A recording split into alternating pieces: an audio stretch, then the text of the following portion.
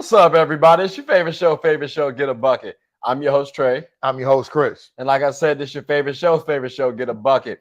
And, well, we love to talk a little bit about hoops. So hope you all enjoy the show. But we got a couple quarters to get into. You got anything else you want to say for? Quarter one. Let's get it.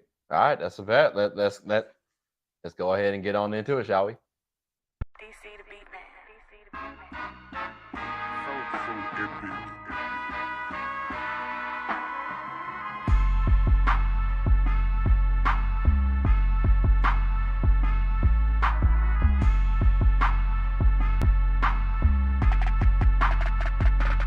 So, we got the NBA off season happening.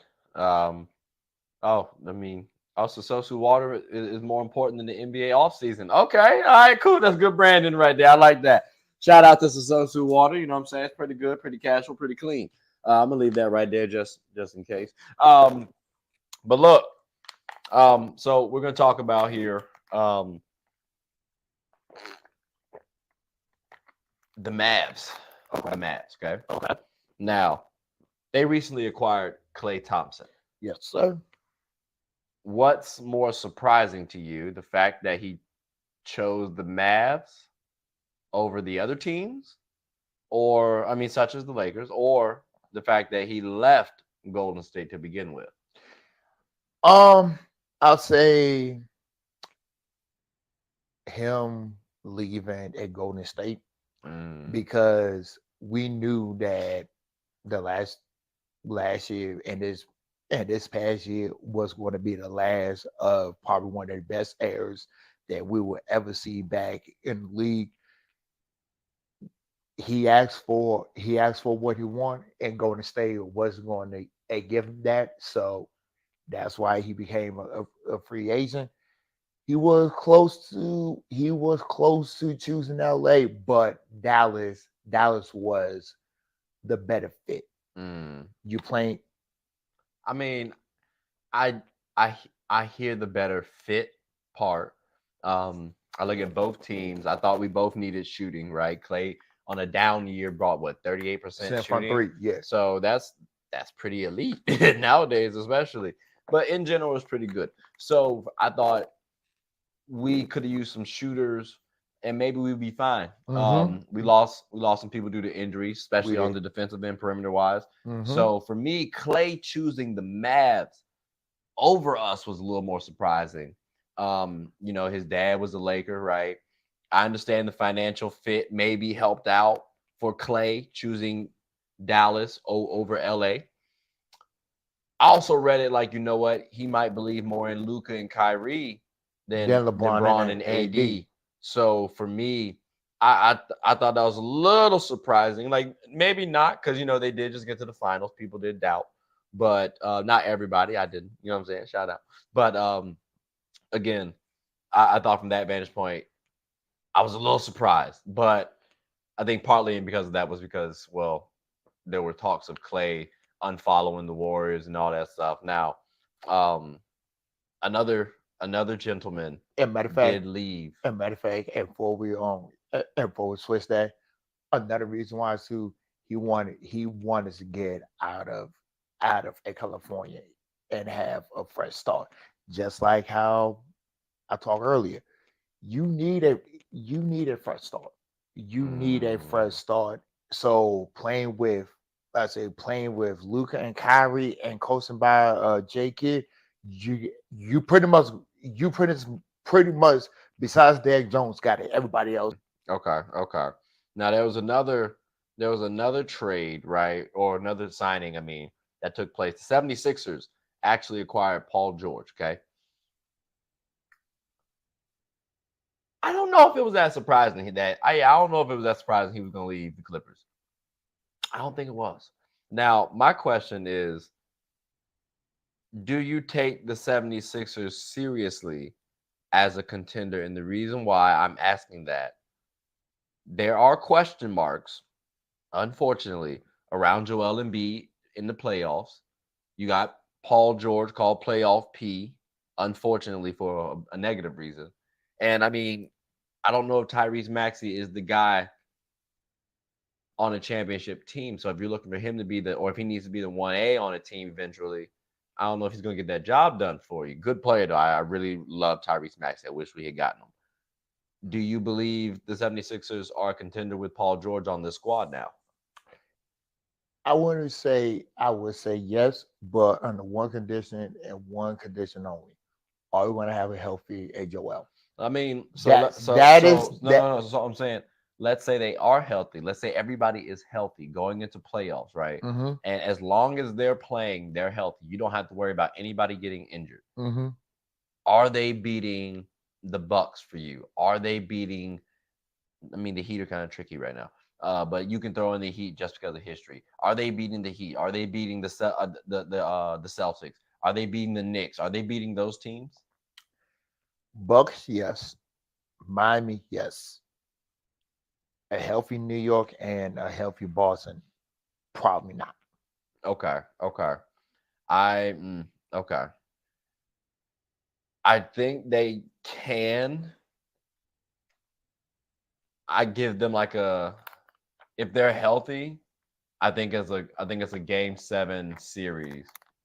The With problem who? is, I mean, with any team, the problem, I mean, because the Knicks don't have anybody really to stop Joel Embiid. You have to double team, which means you have to kick out. And now you got Paul George, Tyrese Maxey, who can score. You got Kelly Oubre, who can score. Eric Gordon, who can score.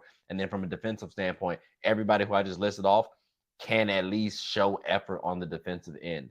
And you got to funnel, and you can funnel them to Joel Embiid. So as long as he's healthy, I do think they can actually beat every team listed, because you have to tell me anybody who's capable of stopping Joel Embiid. Brook Lopez, he's getting a little older. Giannis, okay, but now he's going to be a little tired. How does that affect him on the offensive end? And then you still got Paul George. So now their third option has to match Paul George, and that's Chris Middleton. I don't think that's going to happen. So again, I think there is a world where the Bucks actually are competing for that contending spot Mm-hmm. with them.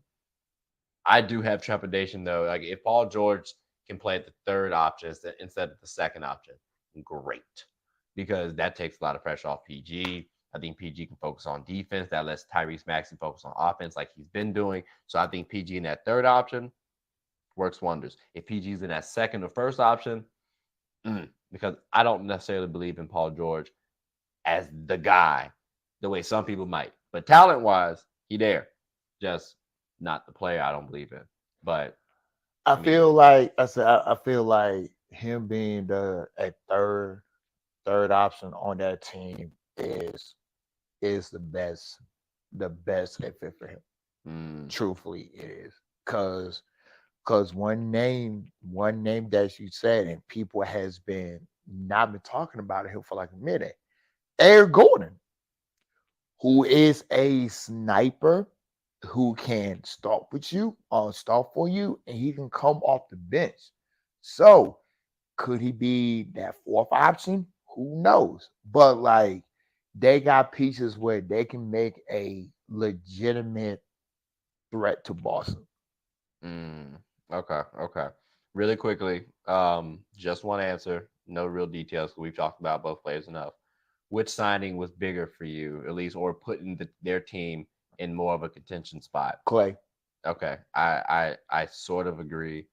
Um, just because yeah, I sort of agree as well. So okay, all right. Well, I mean, I know y'all just heard the buzzer end not too long ago.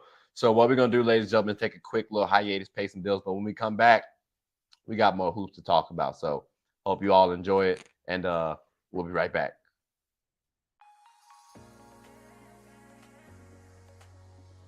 The I'm Perfectly Made Foundation believes that routine screenings can save lives and that access to these services should not be a barrier.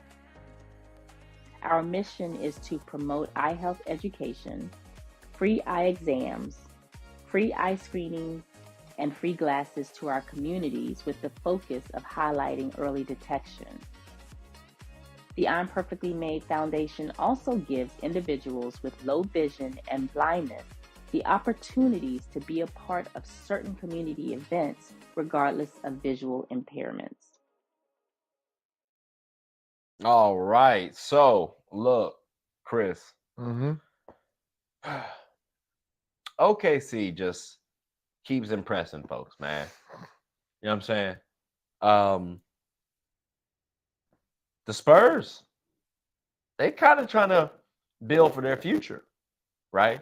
OKC got Isaiah Hartenstein, and the Spurs acquired Chris Paul, the point guard. You know what I'm saying?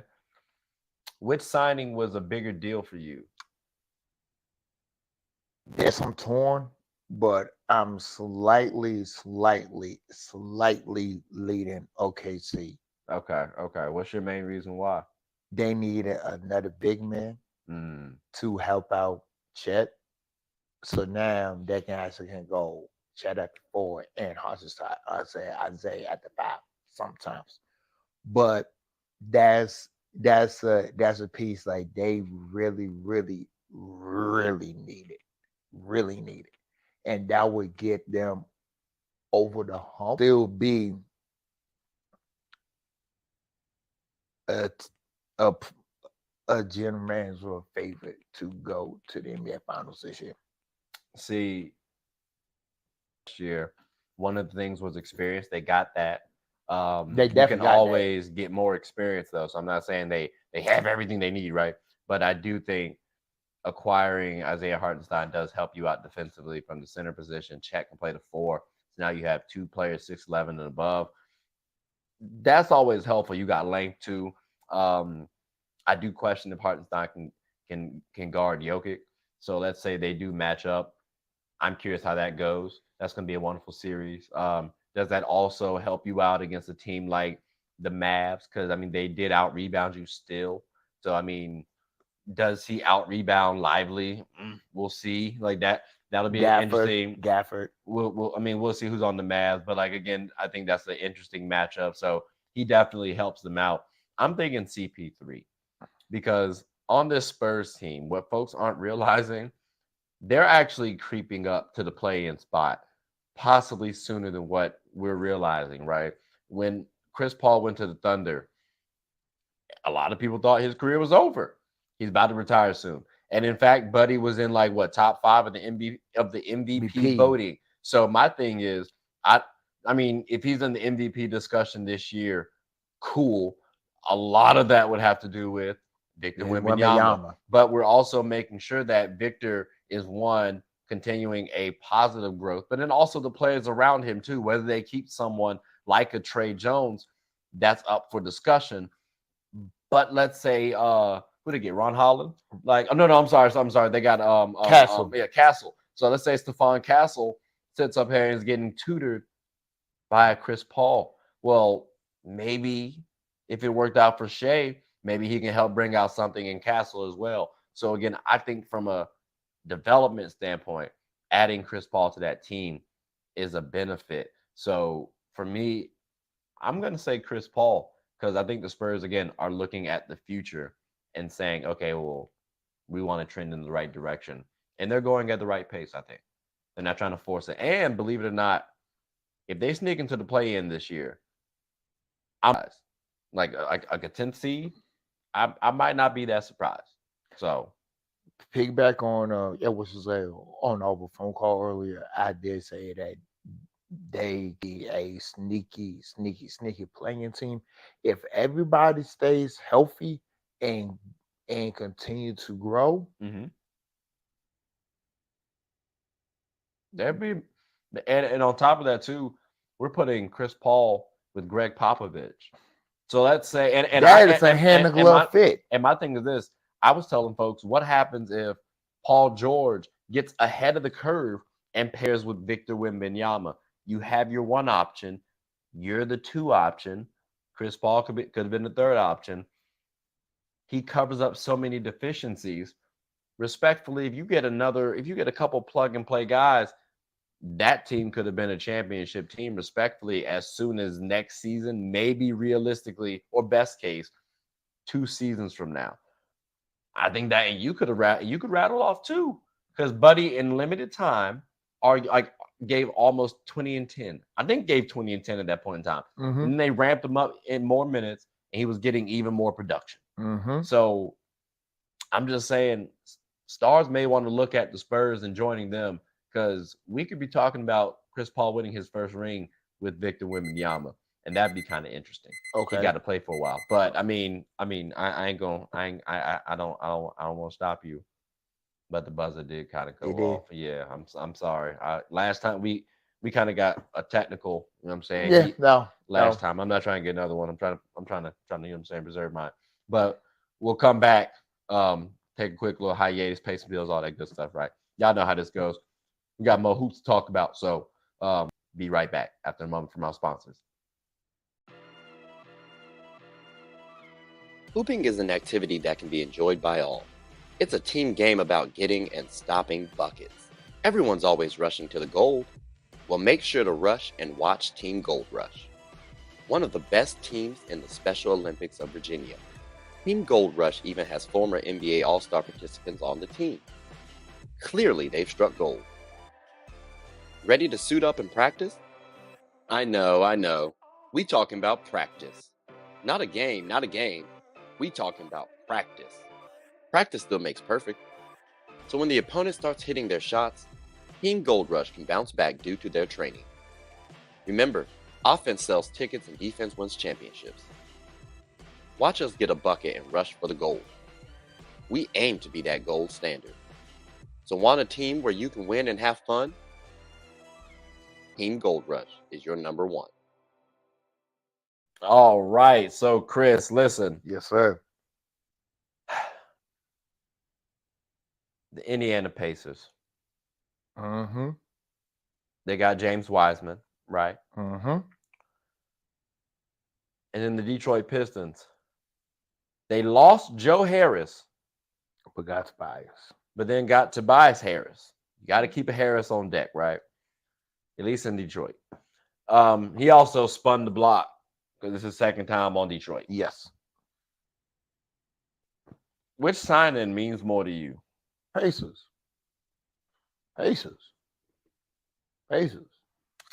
Why do you say Pacers? They can let my man play some damn ball. Like, he's in a perfect set. You got a running gun coach and Rick. You got one of the best passers in the game and Halliburton. You playing with one of the best shot blocking and pick a pop man and Miles Turner. You playing with a glue guy in Pascal who they just signed back and who is also a champion. And you're gonna have a man from Arizona coming back at Benedict. You got all them pieces back, and plus you sign a 7-footer that can run, that can rebound and shot block. Easy to Pistons. I mean, easy to Pacers. Easy to Pacers. So hear me out, right? I hear you on ability. I've been told before that Tobias Harris is one of the most professional players in basketball. Now, James Wiseman, we're talking about ability, ladies and gentlemen. 7-footer who is mobile. He actually has some skill on the offensive end. Still a little raw, but I think you can actually cultivate him. He's a wonderful person to learn under Miles Turner. But when I'm looking at Tobias Harris, again, spinning the block to go back to Detroit, to go get a bucket, I ain't mad at that. Bogdanovich, I said, would have been a good vet for them, or was a good bet for them, because he could give them 20 points a game and also provide leadership, some veteran presence. Tobias Harris can do that. I think he has the cachet to do that. Now, you want to talk about his production in the playoffs and all this other crap, cool, I hear you. You got to talk about the man in the playoffs, though, which is something Detroit has not been in quite some time. So I at least think from a leadership perspective, from a motivation perspective, from a get your team and not have a 22-plus losing streak perspective, Tobias Harris might have to be my answer for this one, brother. But again, if we're talking ability, James Wiseman right now has more potential than Tobias Harris. But if we're talking production, James Wiseman will not consistently get me 15 to 20 points with 6 rebounds, maybe 8, and then 2 to 4 assists, maybe 3. Emphasis on the tree. So I got to go Toby on this one. Okay. Would you think can him, Cade, and Ivy work together? You I got think yourself a yes. brand new coach. I think yes. You also have Jalen Duren there. So you have multiple bodies like Cade 6'7", 6'8", Tobias is 6'8", Duren is 6'11". Like we have height on the squad. Now Jalen, and I forgot about my boy Thompson. well, he possibly is coming off the bench, but let's throw him in the starting unit too. And then you got here, well, I'd like a shooter if possible. But then you got Jaden Ivey as well, or maybe Jaden come off the bench. Either way, you have a very versatile squad right there. And again, Toby fits perfectly because all those boys are young. Toby could easily come in and talk to Cade. Listen, bro, you have hella skill. Let's cultivate this properly. We have potential to get to the playoffs. I thought they were on the same track as the Rockets last season. Made a whole video about it. Still kind of feel the same way. But the Rockets could be a little further along. That could be a shout out to Ime Udoka. Better coaching. It helps. Coaching helps. But again, the Pistons, good squad. I ain't mad at them. I think Toby is going to do well for them. And barring injury, I like the Pistons. I do. They're a young squad. I like them. But the buzzer went off, unfortunately. So y'all definitely comment who y'all liking, what signing y'all liking. But we got to take a quick hiatus. This time we actually don't have to pay bills. You know, we actually ahead this time right now. So, but when we come back, we got more hoops to talk about. So, we'll be back after a moment from our sponsors. Sports is one of the few things that genuinely connects us together. Whether with coworkers, friends, family, we all love the entertainment.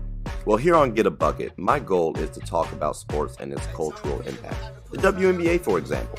The WNBA is loads of entertainment, from the new rookies battling, displaying their skill sets, and preparing to take the league by storm, to the Titans and the MVPs of the league clashing for battles we'll always remember. From imagining the soon-to-be possibilities, to admiring and treasuring the finales. Get a Bucket is a platform where other sports analysts, hoopers, coaches, and fans of the show come and talk about the WNBA, both negatives and positives. So if you haven't, take a quick peek. At the very least, you'll have a good time. Remember, sports is one of the few things that genuinely connects us together. So please, tune in and stay connected. All right, so Chris, right? Yes, sir. Talk to me. We got here 2 teams. Jason Tatum Mm-hmm. and Donovan Mitchell. They both signed with the Celtics, of course, for Jason Tatum, and then the Cavs for Donovan Mitchell. Mm-hmm. But Jason Tatum got 5 years and 314 M's, right? That's $1 million, ladies and gentlemen. And well, Donovan Mitchell got 3 years, 150.3 M's. That's $1 million again, if y'all weren't listening. Who has the most pressure? Which athlete, not team? Athlete. Which athlete has Yeah. the most pressure? Jason Tatum or Jaylen Brown? I will definitely would say Donovan Mitchell. I would definitely say Donovan Mitchell. Why you say Donovan out of curiosity? Because Tatum already got his ring. Now the next player that they want to see a ring is a Spider. You forced yourself out of Utah. You definitely did force yourself out of Utah. Now you in Cleveland. You got a good team. I'm just saying, like, unless I say, unless you want to tell me something otherwise, definitely I got to say Spider.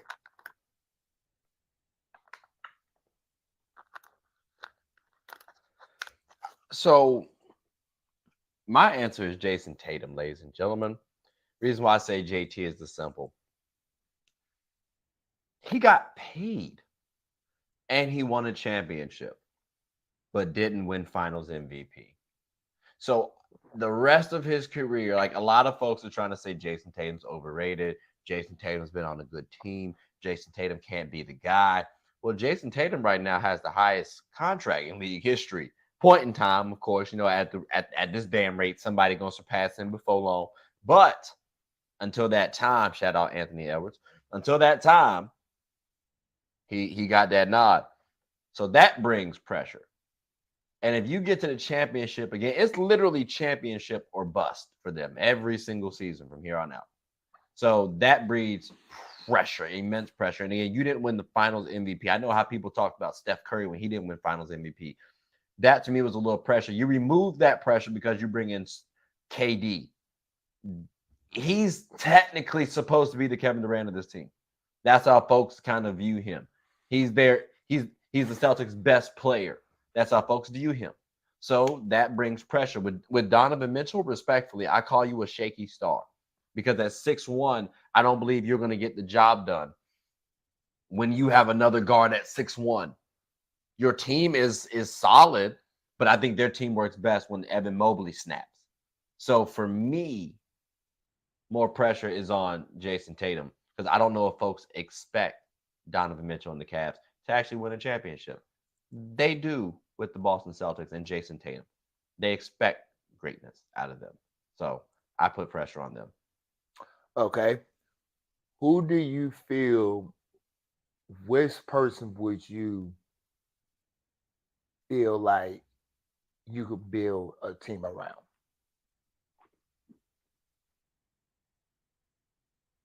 Tricky. Because there are some days where I feel like Donovan Mitchell really is a problem. And he's a really good player too. I'm not trying to act like he's trash, right? When I say shaky star again, it's just the person who gets you over the hump from a champion perspective. I don't think you can do that 6'1" with another 6'1" guard. If you don't believe me, Portland couldn't, right? And CJ 6'4", but I would say JT. Same. Because again, Same. Now coming into the NBA, again, I would have said Jason Tatum as well. Early on into their careers, I believe folks might have said Donovan Mitchell. But over the last maybe 3 seasons now, I'm going to say I comfortably say Jason Tatum. And that's including leadership, intangibles, game, all of that. Because I do see how Buddy blends in with the team, not because he needs to, but because he can. That's what they need from him. So I do see that in him.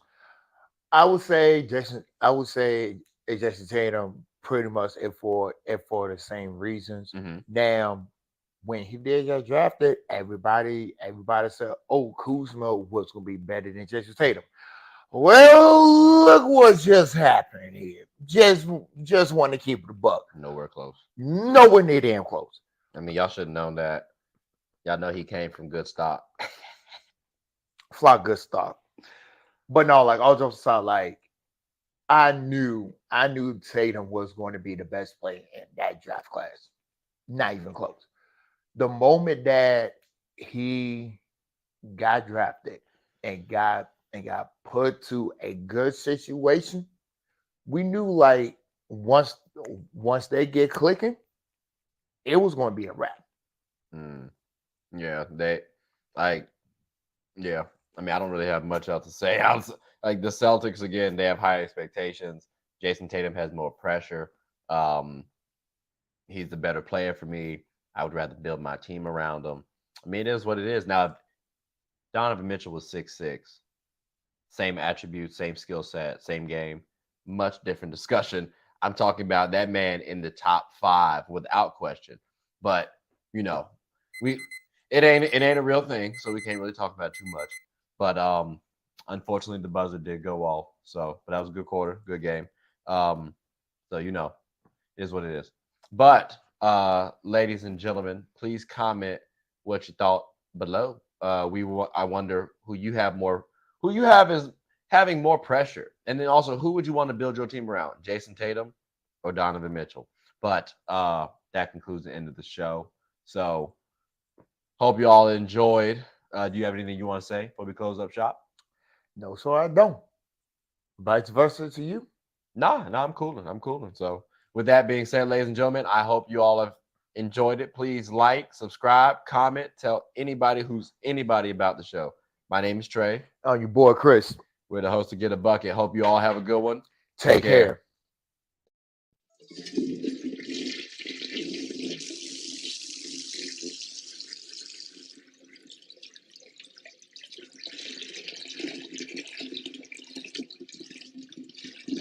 Oh, I did not know you guys were still here. As you can see, we're at the back end of the show. No pun intended, but look, hope you all enjoyed it. And before you go, please subscribe to the YouTube channel, follow the IG account, share the content to anybody who's anybody. And most importantly, leave your thoughts and comments below. But I got to go back and play Buddy in 2K, so let me unmute him real quick. Excuse me. Hey, boss, I'm back. Nah, you better catch this word. You know we get